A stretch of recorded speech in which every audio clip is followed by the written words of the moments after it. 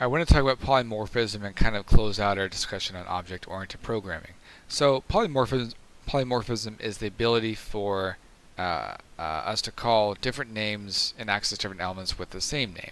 So I know it's a little abstract, so let's just go ahead and give an example. So the first example of polymorphism is in that we have different constructors. So for example, we have to go to our bank account class. Polymorphism says we can have the same method name, but we call a different code depending on the parameters. So that's actually a polymorphism. Very basic form of polymorphism is that if we create a new, let me move this down here, right?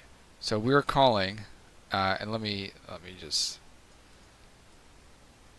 so I don't have all this code going on here. We're calling a different method here and here based on what's being passed inside. So we're calling the same method, same constructor, but it's different based on the argument. So in other words, polymorphism through overloading. Okay. Another way we can get polymorphism is if we do the let's see here, this here. So this is polymorphism through overwriting. So this is the same two-string method, but because we overrid it in the bank account in the child class, we're actually accessing something different. So that's a bit of polymorphism.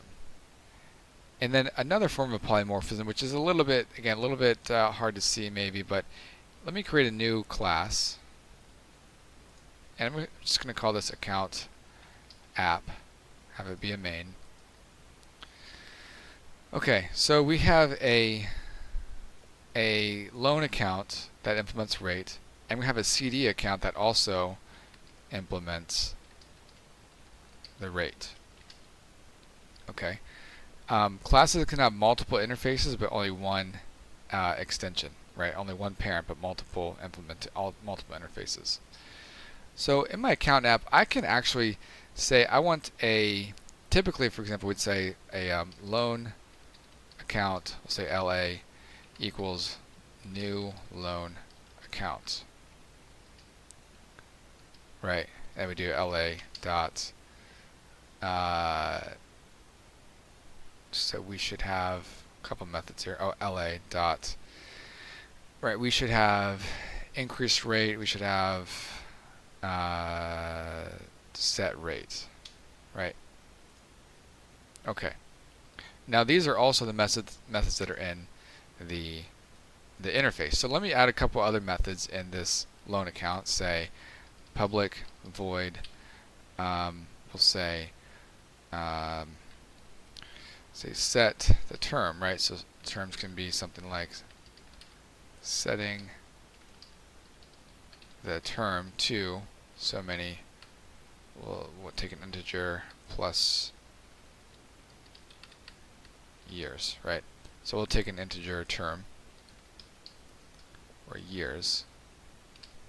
Oh, integer term. There we go.